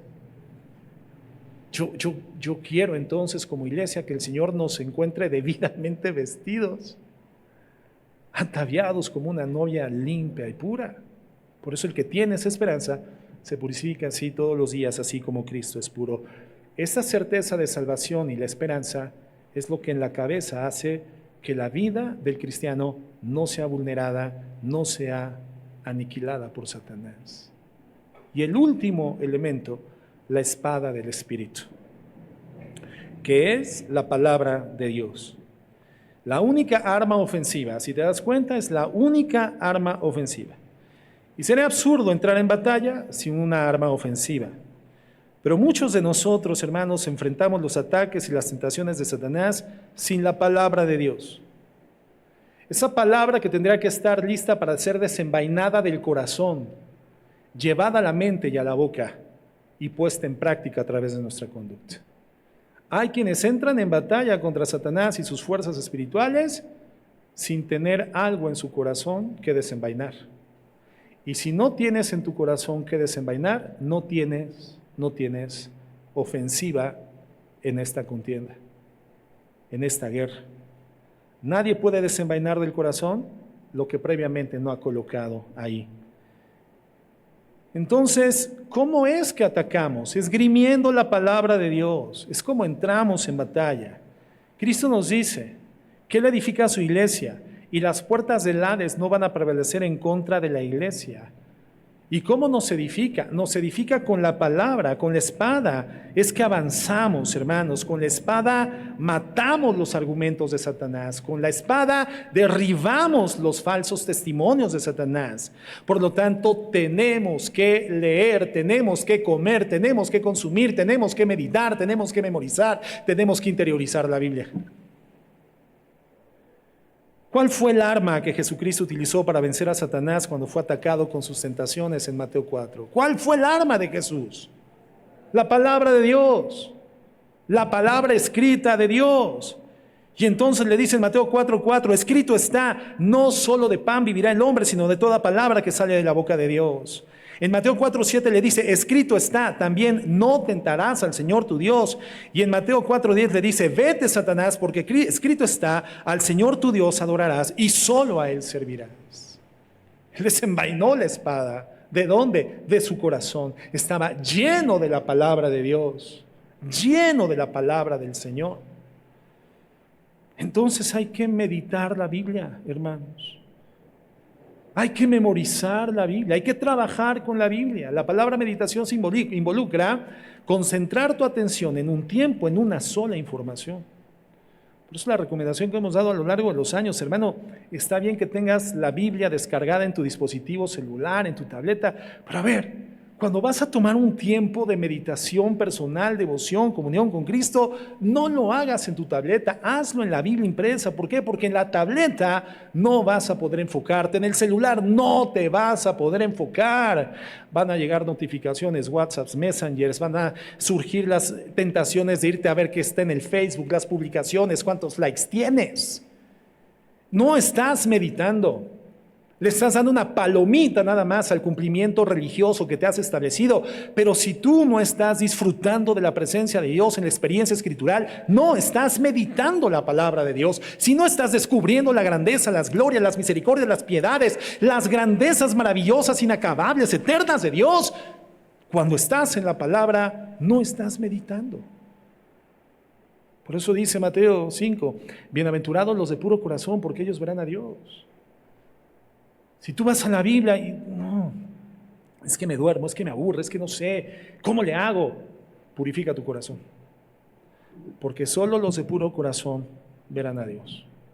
Evalúa cómo está tu vida, tu corazón, cómo está tu alma, en qué has pensado, qué has visto, qué has hecho, qué has dicho, cómo estás trabajando, cómo estás haciendo negocios, cómo estás tratando a tu esposa, a tus hijos. ¿Estás cubriendo el rol de liderazgo si eres marido, si eres padre? Es que no veo a Dios, pastor, y me aburre la vida. Pues, ¿y eres un hijo de Dios? Creo que sí. Pues entonces purifica tu corazón. Porque solo los de puro corazón verán a Dios y son bienaventurados.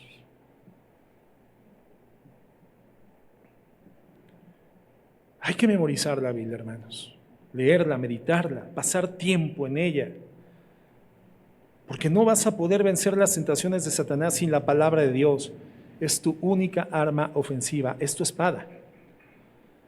El Salmo 119:11, el rey David dice, en mi corazón he guardado tus dichos para no pecar contra ti. Cuán importante es la palabra para que sea la palabra la que sea tomada por el Espíritu Santo una vez que está alojada en nuestro corazón y nos frene para pecar.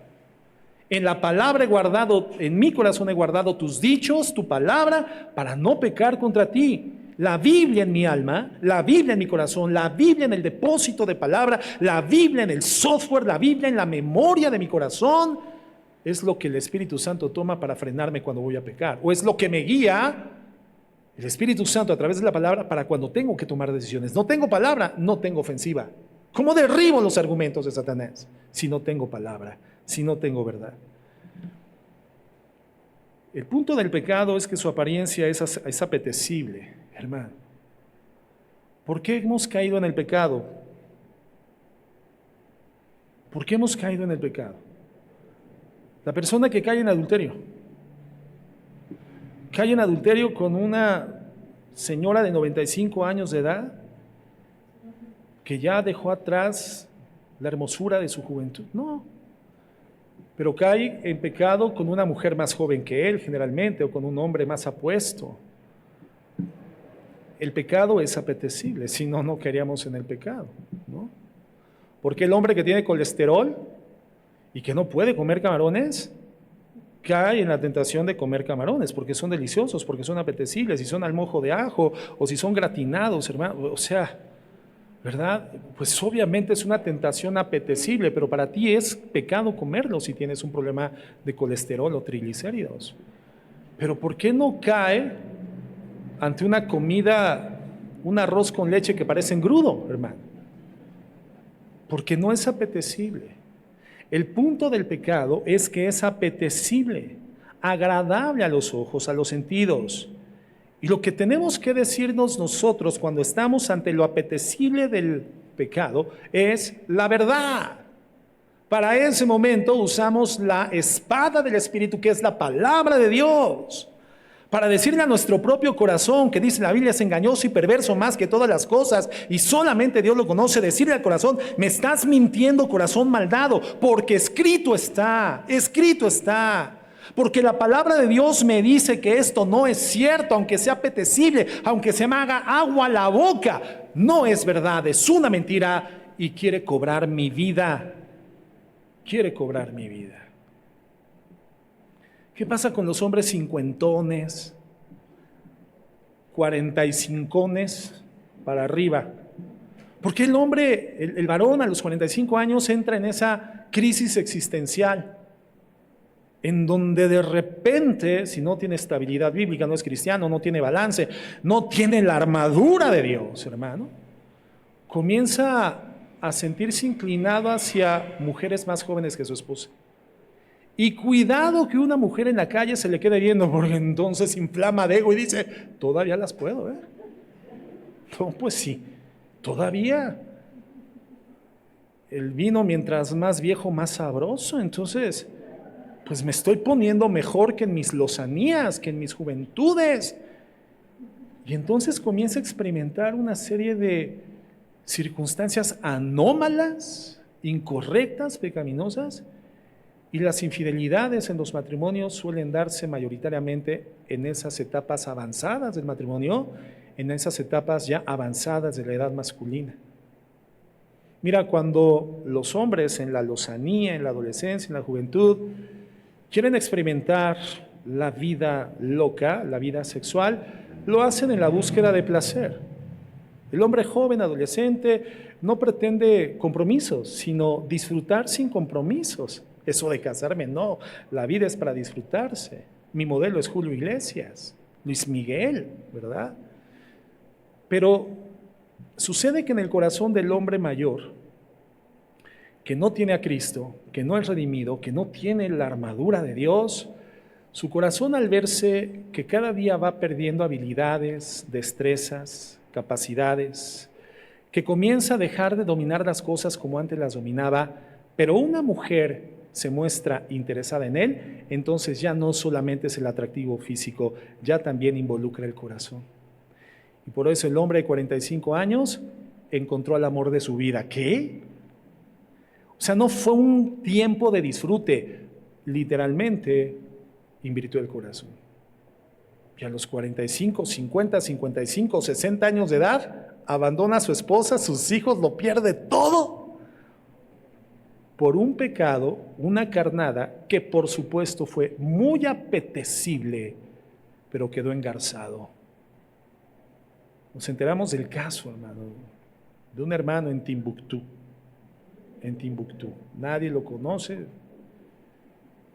A los 55 años de edad, recibiendo su pensión de la empresa en la que trabajó toda su vida,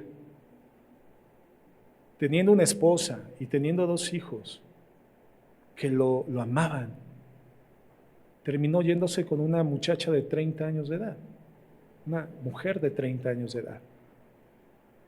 La mujer profundamente enamorada de su pensión,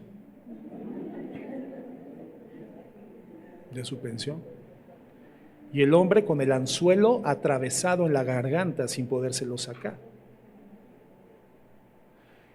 El pecado es apetecible y las mujeres enfrentan también sus tentaciones y también muerden sus carnadas y también quedan engarzadas.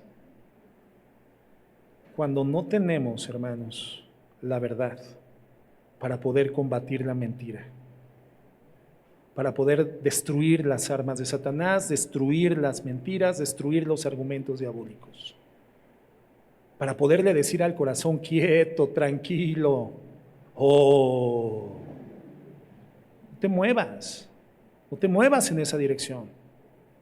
Si no hay palabra, no hay defensa, no hay arma, no hay ataque, hermanos.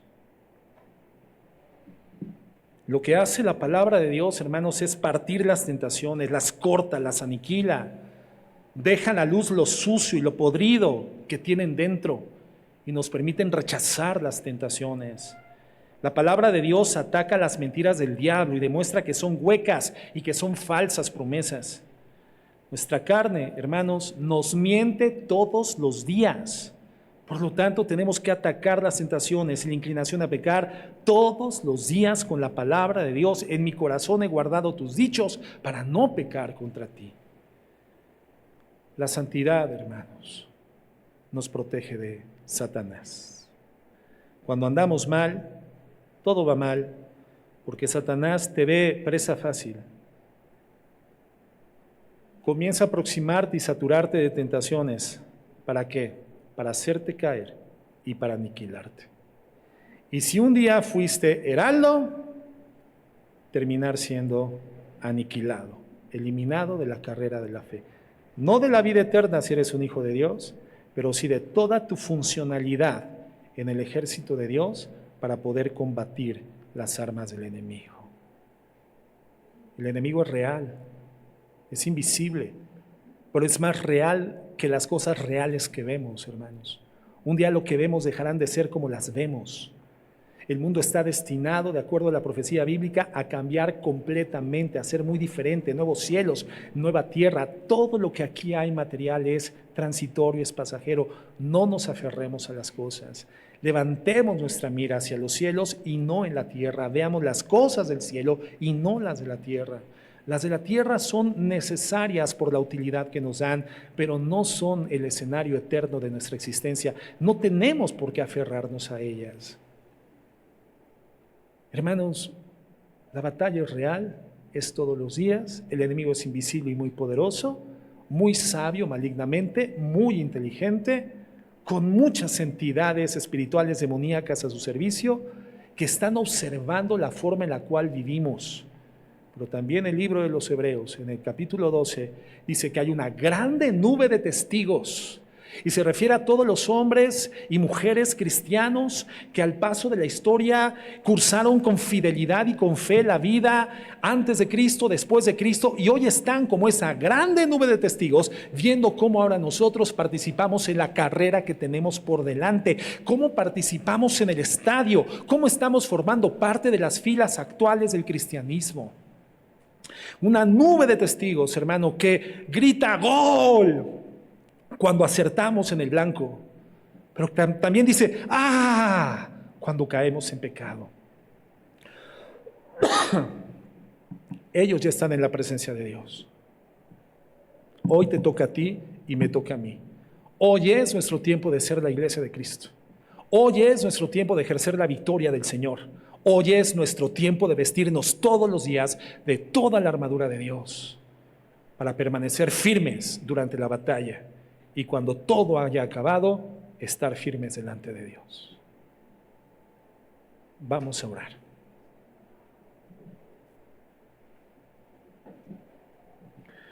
Señor, gracias por tu cuidado, por tu amor, por tu misericordia. Tal misericordia que se ve manifiesta a través de esta preciosa y necesaria armadura que nos das para vestirla y para vivir como hemos sido llamados a vivir, como hijos tuyos, como hijos de Dios. Imposible vivir en este mundo sin esa armadura, porque estar en este mundo siendo tus hijos es participar en una batalla que no se termina sino hasta que estemos en tu presencia. Todos los días, toda la armadura, la verdad, la justicia, el evangelio, la salvación, la justicia tuya, mi Dios, la fe. Señor, elementos todos que necesitamos para ser hijos tuyos, resplandecientes de tu gloria, hijos tuyos en victoria, hijos tuyos en gozo y en verdadera paz, en equilibrio y en estabilidad, en medio de un mundo que odia tu santidad, un mundo que nos va a vituperar, nos va a perseguir, va a querer aproximar calamidad, pero en medio de todo ello, Señor, resplandecientes, disipando la oscuridad, mostrando el camino de verdad, el cual transitamos hasta entrar eternamente en tu presencia.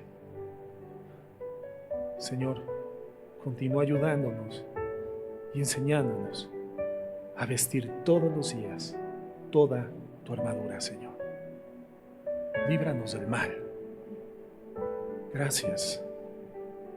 En Cristo Jesús. Amén y amén.